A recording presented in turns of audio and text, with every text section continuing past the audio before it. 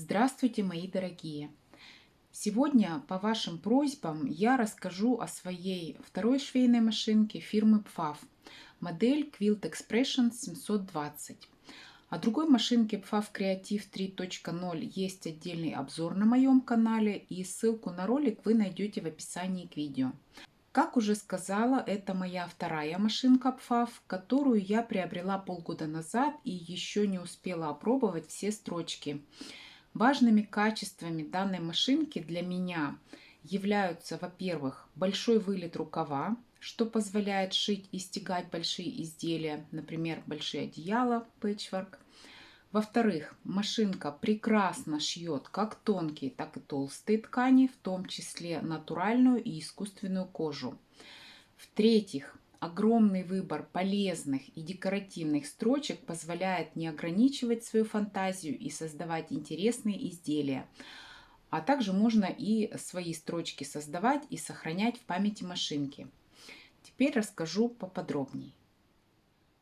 Машинка имеет сенсорный экран, на который выводится вся информация на выбранном языке. Языков, кстати, 12, в том числе и русский. Рядом с экраном расположены основные кнопки управления. Я про все детально рассказывать, конечно, не буду. Это все-таки не обучающий курс для пользователей, а обзор возможностей данной машинки. Машинка обладает встроенным нитевдевателем автоматическим. Вот таким образом это происходит. Здесь образуется петелька, за нее потянули и все. В машинке есть функция автоматической закрепки в начале и в конце строчки, а также обрезка нити. Их можно и отключить по отдельности, да, делать закрепку либо в начале только, либо только в конце, либо нигде, либо обрезать нить, либо не обрезать. А также регулируется скорость шитья. Вот у меня стоит автоматическая закрепка в начале нити, в начале строчки, простите. Ставит закрепку, шьет. Скорость у меня стоит низкая. Сейчас я поменяю скорость. Ну вот на максимум поставлю.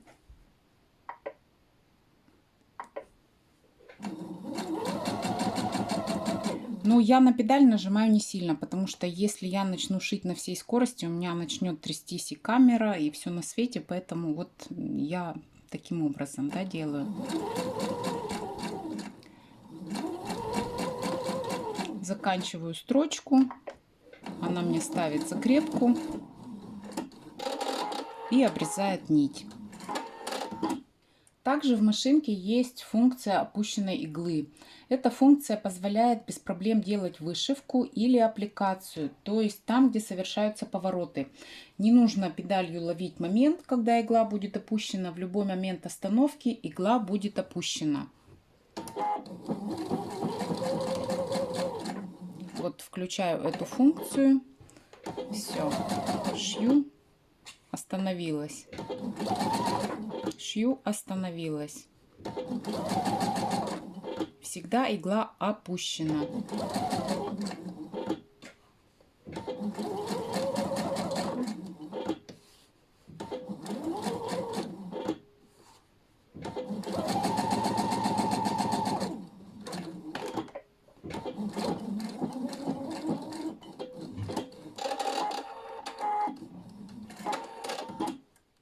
Максимальная длина стежка у прямой строчки 6 миллиметров.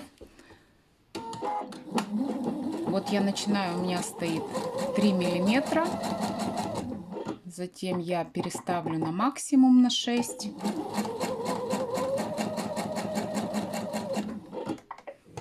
Закончу. 6-миллиметровый стежок очень удобно, если мне нужно какие-то две детали между собой зафиксировать, да, вместо сметывания можно использовать вот такую строчку. Максимальная ширина строчек декоративных и зигзагообразных строчек 9 миллиметров. Вот я сейчас начну, у меня выставлено 4 миллиметра и длина стежка 3 миллиметра. Сейчас поставлю на максимум, на 9 и продолжу.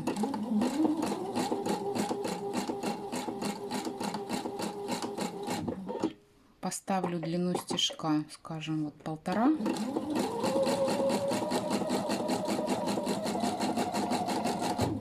Или можно делать, вот видите, тут и 8, и 9. Ну, то есть вот тоже поставлю 9. И закончу.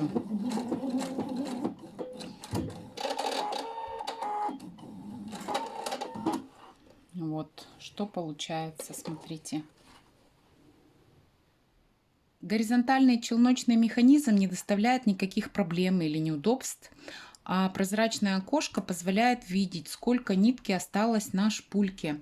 Но за этим вовсе не обязательно следить. Машинка сама подает сигнал о том, что нить на шпульке заканчивается. Машинку легко чистить. Для этого я использую щеточку, которая идет в комплекте, и баллончик со сжатым воздухом. Такие обычно используют для очистки клавиатуры и другой компьютерной техники. Когда мне нужно почистить машинку, я вот таким образом ее частично, да, ну, можно не сказать разбираю, а вот просто открываю здесь все. Убираю челночный механизм, шпульку.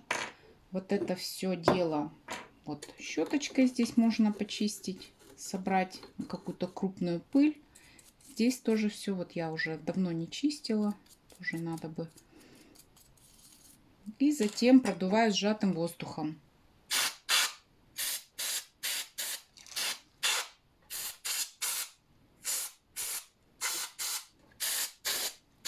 Вот, если видно, да, вылетают какие-то пылинки, соринки, кусочки ниток.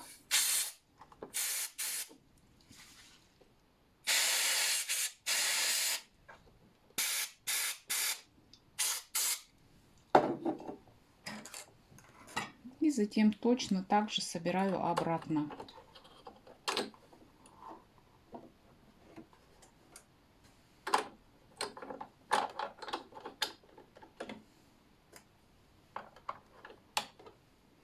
Ничего сложного здесь нет. Все очень просто и элементарно.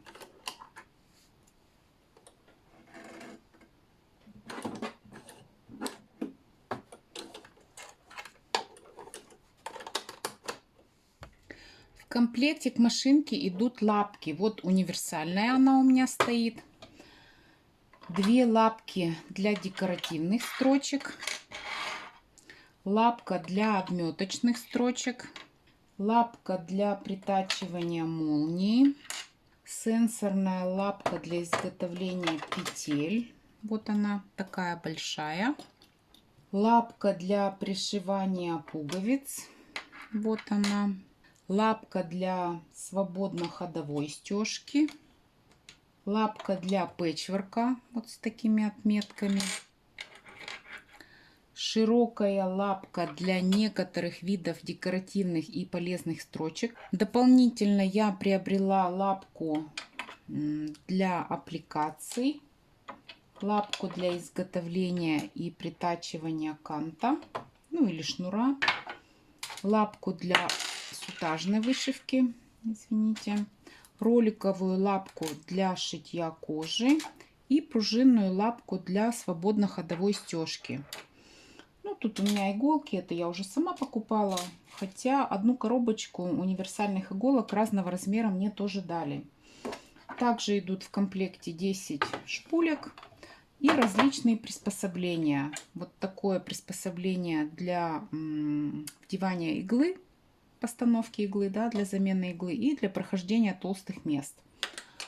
Ну, тут всевозможные какие-то отвертки, вот линейка, да, по которой тоже делать строчки удобно. Ну, там много еще чего-то, я уже убрала тоже по другим коробочкам, чем я не пользуюсь. И очень важно, что при таком разнообразии штатных лапок не нужно ломать голову, какую лапку и когда поставить. Выбрав нужную строчку, машинка сама показывает, какую лапку поставить, а также указывает, нужно ли укреплять ткань дублирующими материалами. Это опять же касается широких строчек, чтобы не стягивала. Навигация по строчкам тоже достаточно структурированная. Теперь нет изображения строчек на крышке машины, как это было у меня на предыдущей машинке. Нет и всех строчек с описанием в инструкции. Теперь это все в машинке. Вот смотрите, вот рабочие строчки делятся на подразделы: основные, оверлочные, петли, глазки и закрепки. Затем квилт строчки, тоже вот здесь 3 подраздела. Искусство иглы, строчки крестиком, вышивальные, имитация ручной работы и так далее. И что самое интересное, вот смотрите, берем основные строчки, и вот, допустим, эта строчка, я не знаю, для чего она, куда ее применять. Появилась такая функция: вопрос, наводим на строчку. Соединительный шов, то есть идет объяснение, что за строчка и для чего она применяется. Вот это, допустим, да, так, не туда нажала. Вопрос и на строчку. Декоративный шов для эластичных тканей и подгибки. Ну, то есть вот к каждой строчке идет объяснение. Есть даже небольшие инструкции. Сейчас найду эти строчки. Вот они, ленточные строчки. Не совсем понятно, да, с первого раза, что за строчки, как ими пользоваться. Вот, навожу на вопрос и на саму строчку. И здесь идет такое даже мини-описание, как пользоваться этой строчкой, что нужно делать. Ну, то есть очень удобно. Сейчас я покажу некоторые интересные, на мой взгляд, строчки, которые эта машинка выполняет. Вот я установила сенсорную лапку. Сейчас выполню несколько петель. Петли тоже можно ставить какой-то ширины, да, заданной. Вот 5,5, скажем, ширина, и длина, ну, поменьше поставлю, 13.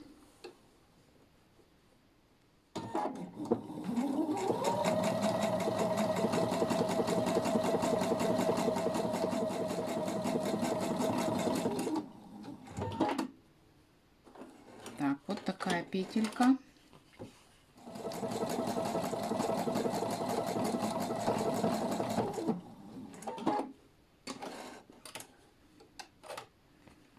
Так, вот такая петелька тоже интересная. Ну вот разные петли машинка делает.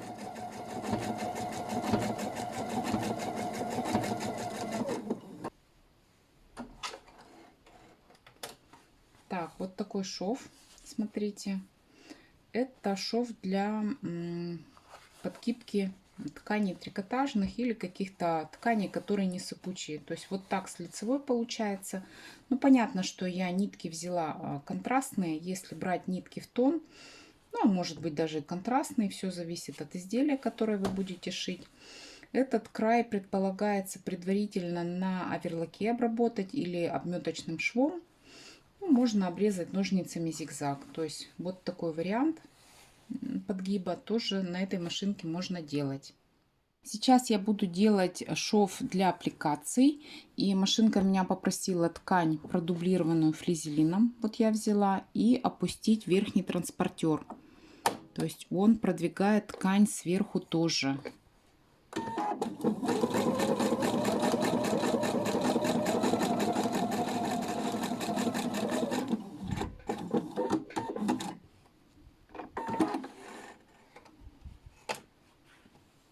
Так, вот смотрите, вот этот шовчик, вот такой тоже достаточно интересный.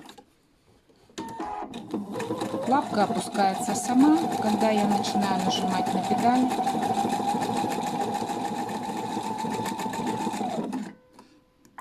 Теперь какой-нибудь вот такой.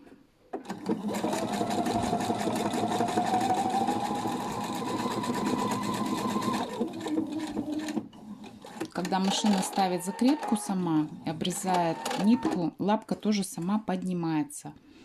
Вот тоже такие интересные есть строчки, шовчики.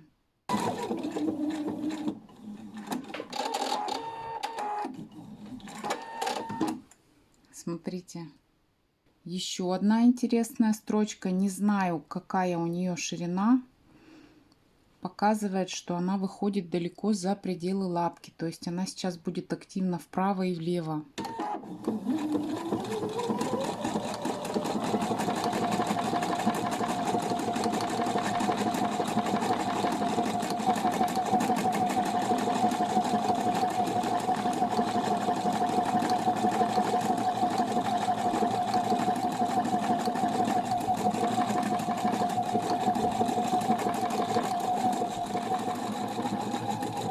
Поздно я нажала на кнопку, вот эту вот, которая заканчивает строчку.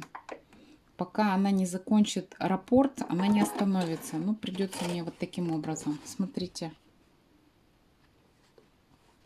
Ну, можно вот эту строчку, да, в шахматном, даже не в шахматном порядке, а рядом также пустить, и оно вот так же пойдет.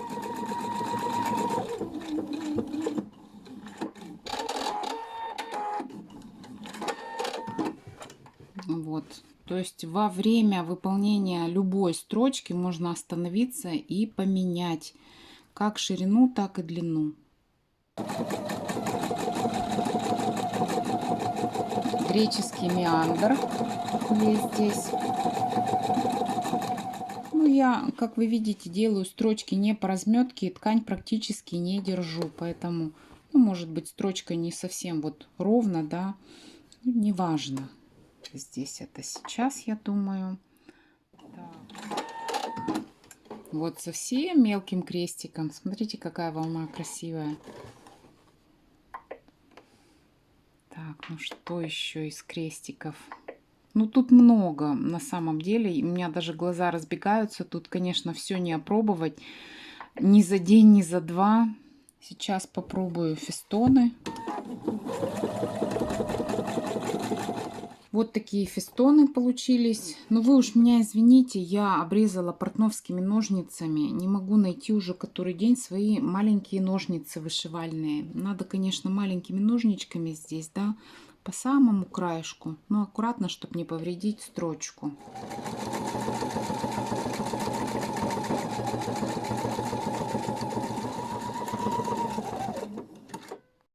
Вот здесь я сделала еще несколько декоративных строчек. Это тоже строчки. Я сделала по одному раппорту. В машинке также есть монограммы. Ну, здесь надо было померить получше, да, вымерить, чтобы ровненько получилось. 4 вида шрифтов. Я сделала только 3. Вообще в этой машинке 428 строчек. Ну, то есть понятно, что все здесь показать не удастся. Я покажу еще, как сделать самим строчки, как видоизменить уже имеющиеся строчки. Покажу мои любимые плавающие строчки. Я считаю вообще, ну, это что-то уникальное. И попробую ленточные строчки, которые я еще не пробовала. Буду это делать вместе с вами. Самый простой способ видоизменять строчки, которые уже есть в памяти машины, это отзеркаливать их. Отзеркаливать можно как по горизонтали вправо-влево, влево-вправо, так и по вертикали. Вот эти вот тюльпанчики я выполнила. И вот таким образом их сейчас отзеркалю.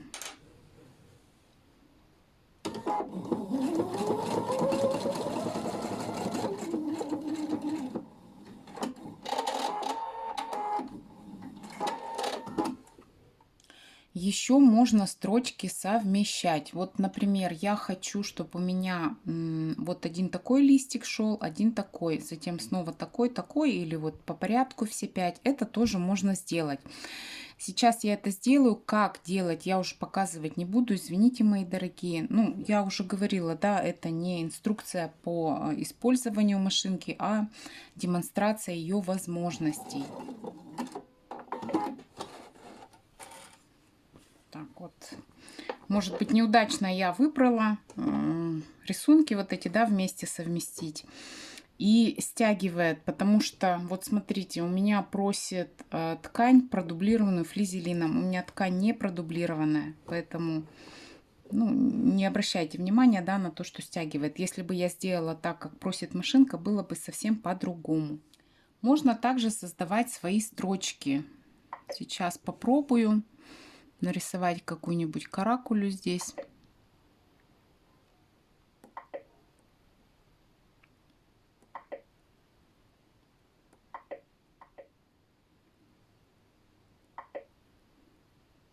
Можно, конечно, что-то интересное, фигурное, но я сейчас так для примера. Так, вот это и будем сейчас шить.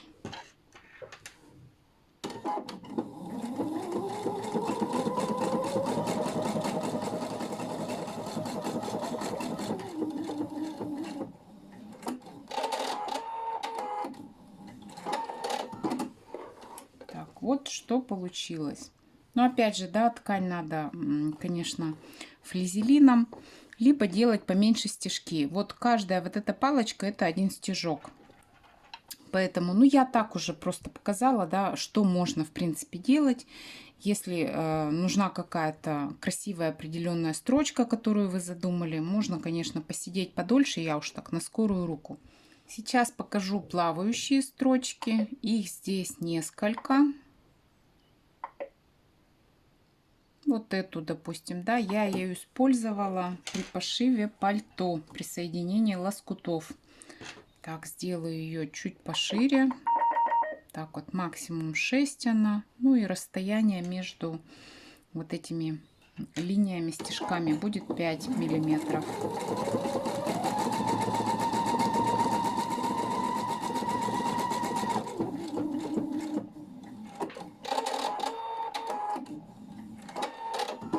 Вот здесь видно, надеюсь, 2 маленьких стежка и вот один такой.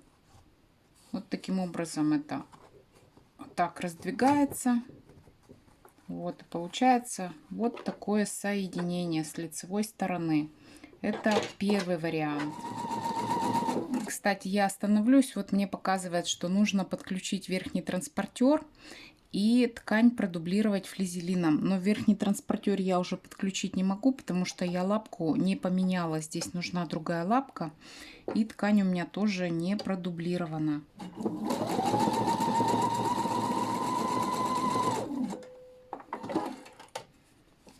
Так, вот такие кружочки. Вот, смотрите, вот еще один вариант. Таких строчек в машинке всего 10. Ну, вы видели, да, я показывала разных видов, они на экране высвечивались. Я нахожу эти строчки не только интересными, симпатичными, но и полезными, особенно для тех изделий, в которых нужно сымитировать ручную работу. Сейчас буду пробовать ленточную строчку. Я прочитала в инструкции, как это делается. Тут нужно будет ленточку в разные стороны отгибать, снова возвращать. Поэтому я камеру сейчас переставлю, чтобы у меня была свобода действий, но в то же время, чтобы вам было видно.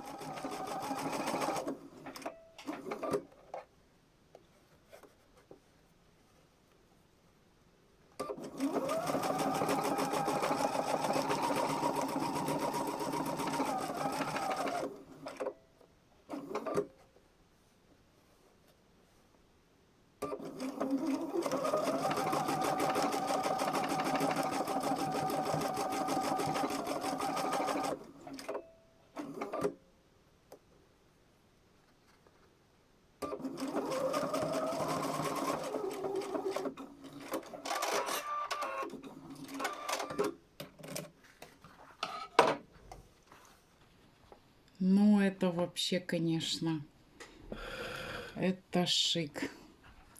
Я думаю, что для первого раза, но это шик. Вот здесь вот я немножко неправильно загибала, да, вот эту строчку коричневую не закрывала.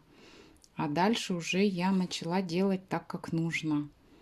Ну, класс.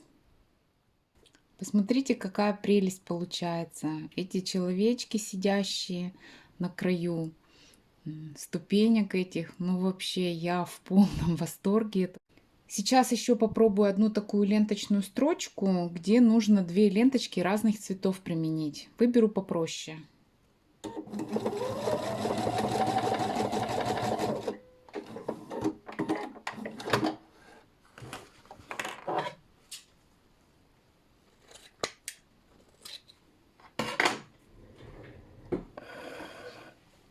Ну вот, смотрите, какая красота. Вот здесь вначале я не поняла, как это делается, да, немножко не справилась, но под конец уже вроде бы пошло неплохо. Ну, надо посильнее было натягивать здесь. закрывать, да, вот эти вот швы. Ну, я думаю, что если отутюжить, то не будет видно этих строчек.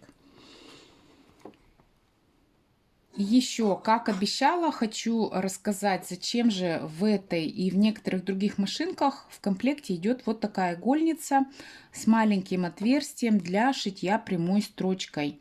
Некоторые рукодельницы об этом не знают. Я, честно говоря, тоже об этом не знала до покупки этой машинки, пока мне не объяснили в магазине. Когда мы шьем какие-то тонкие ткани, текучие, какие-то трикотажные тонкие ткани. Когда мы начинаем строчку, особенно ставим закрепку, иголка такие ткани утаскивает за собой туда вниз. Именно потому, что вот это отверстие в стандартной игольнице достаточно большое. Когда мы меняем игольницу вот на такую, да, то таких проблем не возникает. Я пробовала, на самом деле вообще без проблем любые ткани, тонкие, текучие, вот трикотаж я пробовала, отлично все получается. И на этой, в частности, машинке, когда я меняю игольницу, срабатывает защитный механизм, и кроме прямой строчки машинка уже никаких строчек в своем меню даже не предлагает, что очень удобно. То есть нет риска поломать иглу, выбрав какую-то неправильную строчку. И напоследок я хочу ответить еще на один вопрос, который тоже встречается в комментариях. А довольна ли я своей швейной машинкой? Ну, посмотрите. Я показала, наверное, только 10-ю часть возможностей этой машинки. Ну, как тут можно быть недовольным? Ну, я очень довольна, конечно. Жаль, что я не попробовала до сих пор все строчки. Ну, вы сами видите, да, что есть где разгуляться фантазии. Было бы еще времени в сутках не 24, а 48 часов, наверное, я бы шила и шила все эти 48 часов. Если у кого-то есть возможность приобрести такую машинку, покупайте, не пожалеете. Она, конечно, не дешевая, но вы знаете, я покупала ее тоже не так вот, что взяла и пошла, да, увидела где-то, захотелось мне и купила. Нет, я на нее целенаправленно копила. И мне помог еще муж. Так что никаких наследств или каких-то сказочных богатств у меня нет. Вот. На этом я буду прощаться. Если мое видео было вам полезным, ставьте лайки, пишите комментарии. Всем желаю хорошего настроения. До свидания.